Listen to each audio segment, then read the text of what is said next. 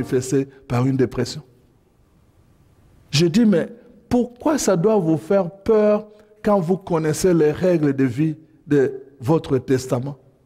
Pourquoi ça peut nous faire peur? Pourquoi? Pourquoi on se préoccupe de la fin du monde alors qu'on n'est même plus capable de se préoccuper de notre aujourd'hui?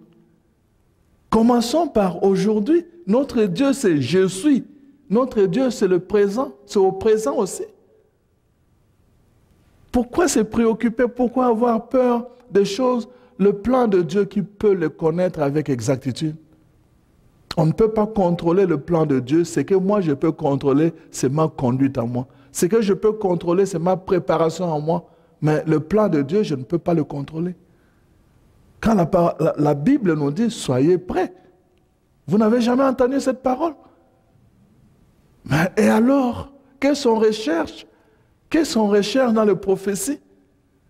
C'est pour dire, vous voyez, on est tout le temps porté d'abord aux 400 faux prophètes, comme le peuple l'avait fait, plutôt qu'au seul prophète de vérité. Alors, c'est important que nous puissions prendre conscience de cela, chers frères et sœurs, parce que ça peut causer beaucoup de tort dans notre vie de foi. Et la deuxième chose dont je voulais vous parler ce soir, qui parfois a des répercussions graves dans notre vie de foi, c'est ce qu'on appelle le manque de connaissance, l'ignorance spirituelle. La parole de Dieu dit dans le livre d'Osée, « Mon peuple meurt faute de connaissance. » Mon peuple meurt faute de connaissance. Si on était capable de connaître vraiment la parole de Dieu, si on était capable de connaître les promesses de Dieu qui sont dans ce livre-là, je vous dis, on serait un peuple heureux. On serait un peuple heureux. Il y a le premier livre que les témoins de Jéhovah ont écrit, ça s'appelle « Ces hommes heureux sur la terre ». On devait être les hommes les plus heureux sur la terre parce qu'on a Jésus avec nous. De par notre baptême, nous sommes tous appelés à proclamer à temps et à contre-temps que Jésus est Christ et Seigneur. C'est pourquoi Foi et Télévision Chrétienne vous invite à faire parvenir votre don à l'adresse indiquée à l'écran. Nous vous remercions de votre grande générosité et de vos prières.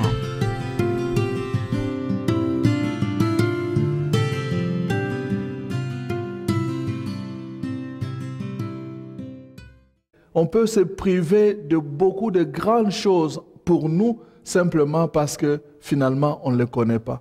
Mon peuple meurt faute de connaissance. Nous mourons souvent faute de connaissance et souvent nous attribuons cela à Dieu. Ah mais Dieu, il n'a pas fait ceci, voilà, Dieu, il est contre nous, mais c'est Dieu-là, pourquoi, si Dieu est vraiment bon, pourquoi il permet cela? On attribue tout à Dieu, mais souvent, dans la plupart des cas, c'est dû à notre ignorance. Alors, c'est important. Évidemment, vous allez me dire que, oui, vous connaissez déjà Dieu depuis longtemps. Oui, c'est vrai, vous connaissez Dieu depuis longtemps. Mais vous allez voir que dans la Bible, il y a des gens qui ont dit ça, qui connaissaient Dieu depuis longtemps, et pourtant, ils ont vécu dans l'ignorance. Vous connaissez Job. Job, on le présente comme un homme juste dans la Bible. Il y a Job, il y a Joseph. On les présente souvent comme des hommes justes. Mais regardez, Job a été éprouvé. Quand on parle de l'histoire de Job, on est émerveillé en comment il a tenu bon. Mais en réalité, ce qui s'est passé au-dedans de lui n'était pas exactement ce qu'on dit à l'extérieur. Job a fait tout un cheminement intérieur. Il a eu des moments de révolte, il a douté, il a remis en question beaucoup de choses. Et c'est seulement vers la fin de sa vie. Vers la fin de sa vie, quand vous lisez Job, le dernier livre de Job, c'est le chapitre 42. Quand vous lisez le livre de Job, je prends simplement le verset 5 où Job fait cette confession. Il dit, « Seigneur, je ne te connaissais que par ouï-dire, c'est seulement maintenant que j'ai vu ta face. »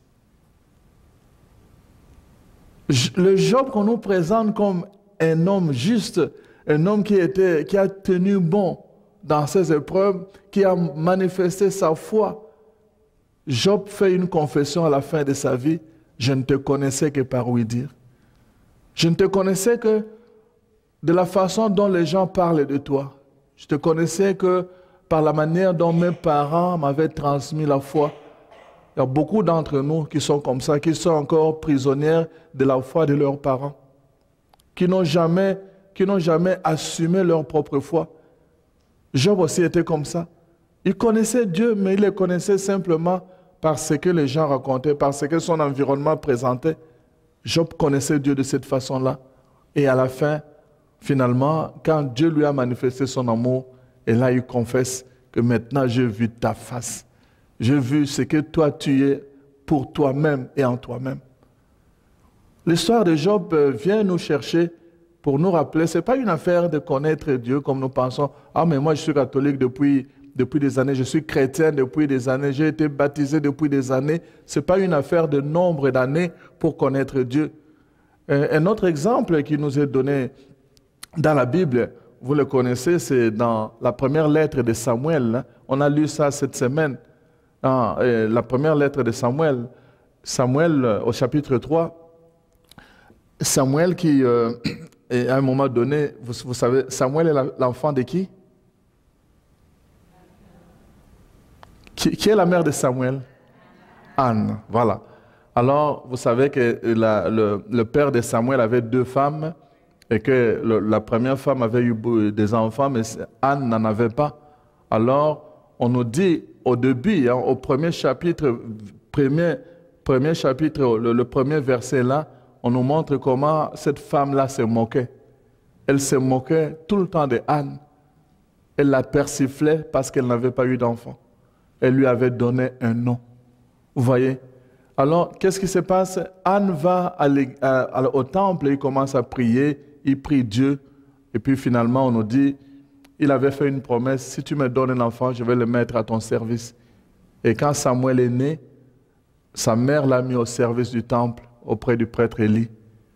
Depuis son enfance, Samuel grandissait dans le temple de Dieu. Mais vous savez qu'est-ce qui s'est passé? Le jour où le Dieu qu'il servait est venu s'adresser à lui, Samuel l'a reconnu? Non.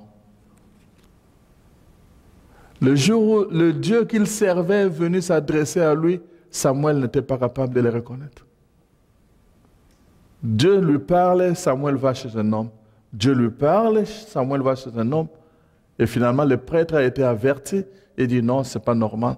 Je pense que Dieu est en train de lui parler, il n'arrive pas encore à le connaître. Alors il lui dit, cette fois s'il vient, tu lui diras, Seigneur, ton serviteur écoute. Il ne le connaissait pas. Il le servait depuis son enfance. La connaissance de Dieu, ce n'est pas une affaire d'être au service, ce n'est pas une affaire d'être prêtre, ce n'est pas une affaire d'être ceci ou cela dans l'église. Ce n'est pas ça la connaissance de Dieu. On peut être là pendant des années sans connaître le Dieu que nous servons et demeurer dans cette ignorance spirituelle. Alors, vous voyez, ce que je veux dire, c'est vraiment ça. Vous connaissez encore l'histoire dans l'évangile de Marc, l'histoire de... On l'appelle le jeune homme riche, mais en fait, c'est un jeune chef riche. Le jeune homme riche, il vient voir Jésus. Et puis, à un moment donné, qu'est-ce qui se passe? Il vient voir Jésus et dit, que dois-je faire pour entrer dans le royaume? Jésus le regarde et dit, est-ce que tu connais le commandement de Dieu? Vous savez ce qu'il a répondu? Je le connais depuis mon enfance. Il connaissait le commandement de Dieu depuis son enfance. Mais ce jour-là, quand Dieu lui a parlé, évidemment, le jeune homme riche n'était plus capable de prendre la décision. Il connaissait le commandement de Dieu, mais il n'était pas capable de reconnaître le Dieu qui lui parlait. Alors, vous voyez, la connaissance de Dieu, là, c'est important dans notre... Nous devons savoir à qui nous adressons notre prière. Nous devons savoir quel est le Dieu qui nous parle. Parce que sinon, il y a beaucoup de choses, nous allons attribuer à Dieu, nous allons penser que c'est la volonté de Dieu, alors que ce n'est pas la volonté de Dieu. Nous allons attribuer beaucoup de choses parce que nous n'apprenons pas à le connaître. Oh oui, c'est la volonté du Seigneur, je vais accepter ça. Quel est ce Dieu qui peut aimer voir ses enfants souffrir? Est-ce que nous lisons le testament de Dieu ou pas? Le Seigneur qui à tout moment essaie de nous dire dans Isaïe 43, verset 1, ne crains pas. il le dira encore avec l'évangile de Luc au chapitre 1, quand l'Esprit va s'adresser à Marie. Ne crains pas, pourquoi? Parce que tu as trouvé grâce auprès du Seigneur. Notre Dieu, c'est un Dieu qui vient nous rassurer tout le temps pour que nous n'ayons pas peur. C'est un Dieu qui s'occupe de nous, un Dieu qui est compassion, qui est miséricordieux, qui nous pardonne, un Dieu qui nous souhaite la vie. Quel est ce Dieu-là, tout en étant cela, qui va encore vouloir nous faire souffrir? Et nous allons subir toutes sortes de choses par ignorance et nous allons dire, c'est la volonté du Seigneur. Quel Seigneur? Vous voyez, ils ne connaissaient pas le Seigneur qui servait et c'est ça notre problème. Et ce soir, je voudrais, avant de commencer, de continuer avec la messe, vous dire justement une chose. Chers frères et sœurs, ce soir, vous devez connaître votre ennemi. Vous connaissez le nom de votre ennemi? Vous connaissez le nom de votre ennemi?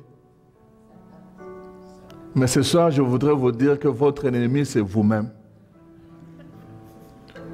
Votre ennemi, je vous dis, votre ennemi, là, c'est d'abord vous-même. C'est la première chose avant, on permet à Satan de venir à nous parce que nous-mêmes, d'abord, nous préparons le terrain pour Satan.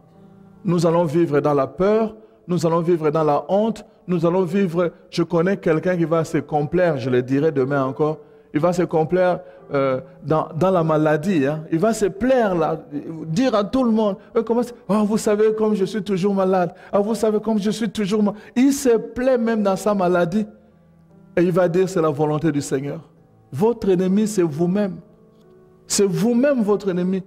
Si vous prenez la décision de commencer à combattre ça en vous-même, vous allez voir que Dieu qui nous sauve, il ne nous sauve pas sans nous. Il vient nous sauver quand nous-mêmes nous adhérons, quand nous-mêmes nous ouvrons, quand nous lui permettons, quand nous lui donnons la permission d'entrer dans notre cœur, dans notre vie, alors Dieu commence à faire son travail. C'est nous qui avons la clé de tout cela.